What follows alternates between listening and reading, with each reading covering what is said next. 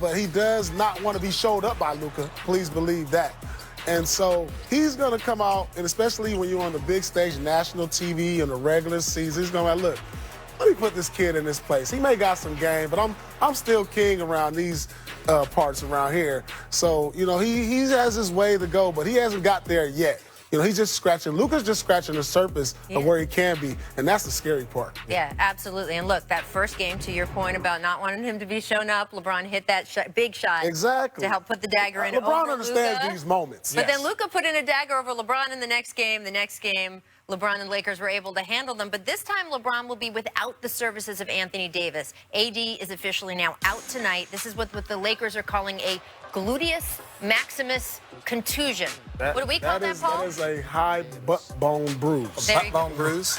There you go. Did he get wheelchaired out of there? Oh.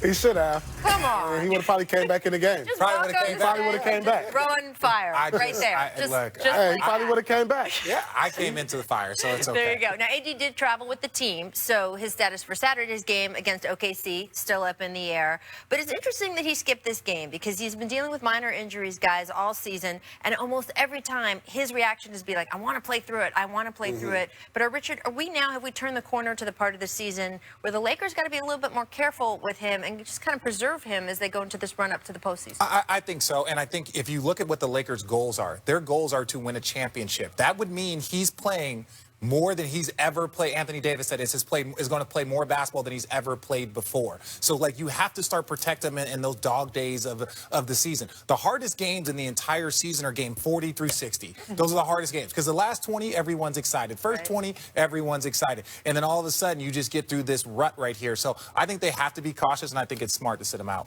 Yeah, without a doubt. I mean, they're playing for a championship, like you said. And the end game, that's what it's all about. Getting to the playoffs healthy. At this point, they're like, they're the number one seed, but that's not more important than being healthy once the playoffs start. And Greg Popovich once said that, look, I'd rather be the 7th seed and healthy than the number 1 seed and banged up, right? Yes. That's true. And look, AD also would like a little Defensive Player of the Year hardware, but missing a game or two here or there is not going to cut into that either. Quick note for the Lakers fans out there. Owner Jeannie Buss has promoted Rob Pelinka. She's adding the title, quote, Vice President of Basketball Operations to his GM title. So congrats to Rob. Does that mean more money? Who's the president? More money? Well, who's the president? Or just another title? More titles? I didn't ask Jeannie if she's giving him more money. Do you want to call her up and ask her that? We can do that maybe by halftime. We'll get that in. I just want to know who's the president. Who the president of basketball operations is. Well, it's the vice president and then the head of basketball operations. Have you never been in a corporation? You don't know how this works? No, this is my first time. We're going to be working with Richard a lot in the next couple hours. Just keep coming back to us. I do want to get to our game coming up. The Pelicans are only 4 games out of 8th in the West. Now, there are 6 teams between them and the 8th spot. So, Paul, as we near the halfway point of the regular season, Zion's still not quite back. That's nasty. New Orleans continue to push for the playoffs. That looks like New Orleans should not push for the playoffs. And by saying that, that means they're going to try to bring back Zion.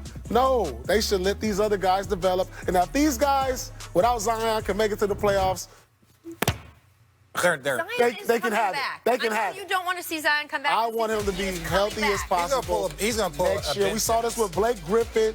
We saw this. How many other players? Ben Simmons. We've seen it before. Yeah, but he has a different injury. He is ready to play. He needs to get some NBA reps. Well, he should be out there. It's a reason he's not out there then. Oh, boy. You got a winner tonight, Pelicans-Knicks?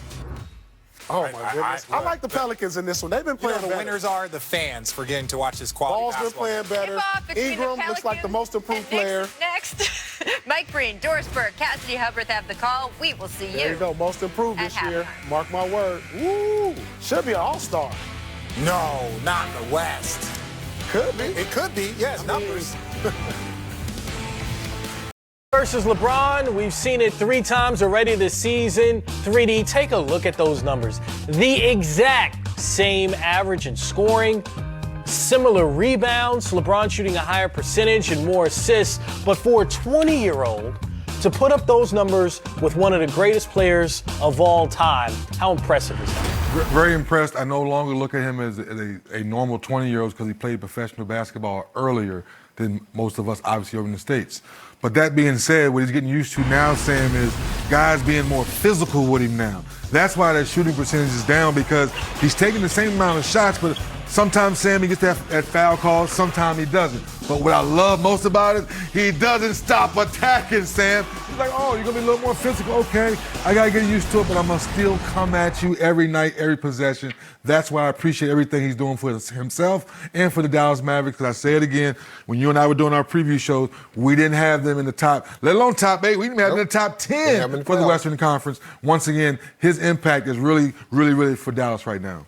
Yeah, I mean, look, you just look at the Dallas Mavericks and Rick Carlisle and then Luka. He's put this team on his back. They didn't know coming into the season what they was going to get from Porzingis. Right. They didn't know, and right now he's out right now dealing with some knee soreness. Had to have, a little shot done, that PRP shot done to his knee. But when you look at what he's doing at 20 years old, and think about this, look who we're mentioning him with. When you start talking about LeBron James, you start talking about Oscar Robertson, you start talking about Steve Nash, you start talking about some of the greatest players to ever lace up some sneakers in the NBA. And he's doing it in his second year, got us talking about it. The thing about it is, what are we going to be saying 3 years from now? 4 years, 5 years from now? Because he's going to get better. It's only getting better. And to Sam's point is like when you, I think Shaq was talking about in story time, and we talk about Larry, when Larry Bird name came, Larry wasn't athletic. I think it's time for us to stop trying to pigeonhole these players when they're so good, so young. Man. Just go and appreciate it, watch it up close. And we had a game here on NBA TV in Center Court a couple weeks ago, and watching it up close, that's when I started picking up the phone. Yeah, man, y'all can stop hating, man. That boy can play, man. But he can't jump. So, you see, he just dunked on somebody, right? But, man, he look like he's going in slow motion. I don't care what your TV set look like, the boy can flat out play. And that's why I said when you watch it up close, he's finding people. He's getting to the paint. Defensively, yes, Rick Carlisle is one of the best guys of, I'm going to hide you a little bit here and there, but he still gets in there and gets those rebounds. How do you get a triple-double if you're not getting there being competitive, right?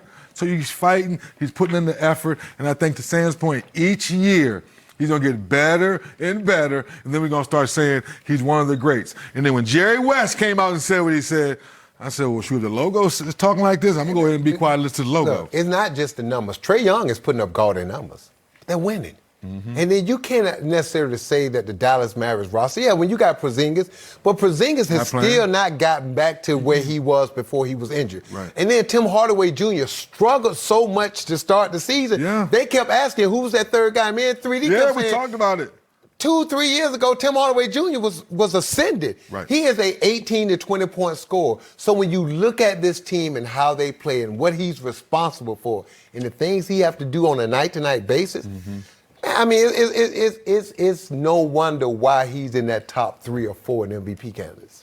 Well, looking at the Mavericks in their past 5 games, they're 2-3 in those without Kristaps Porzingis. So it'll be interesting to see how they can weather the storm if he's going to be out an extended period of time. Now, for the Lakers, without Anthony Davis, we don't know the timetable for his return. Right. What are you expecting for them? Riding a 6-game winning streak coming into this one. Remember, they had that 10-game winning streak in against the Dallas Mavericks earlier in the season. Well, once again, I know LeBron is, I guess, doubtable with his illness, but I think he'll play. But he's going to set the tone and do this winning streak. He's always set the tone. But I think lately KCP starting to make a few shots.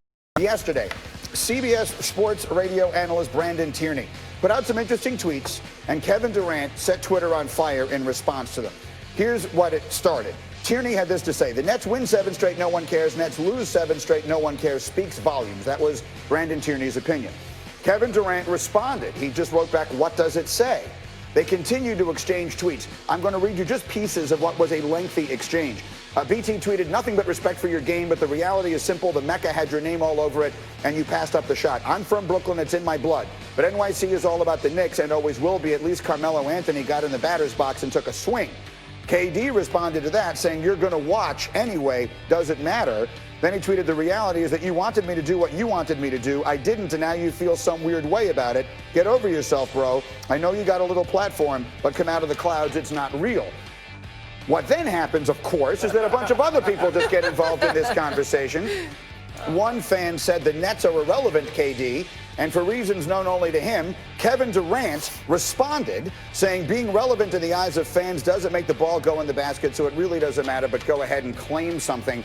What we have just seen are 4 of the 25 tweets that Kevin Durant sent out last night responding to Twitter users. So that's sort of the basis of it here. Jalen, I'll give it to you first. I have strong thoughts on this, but we'll get to those. What do you make of this whole thing? So social media can be used to your benefit or your detriment. When you're somebody like Kevin Durant, you have two choices, especially when you're not playing this year, to engage in the noise or ignore the noise. He's always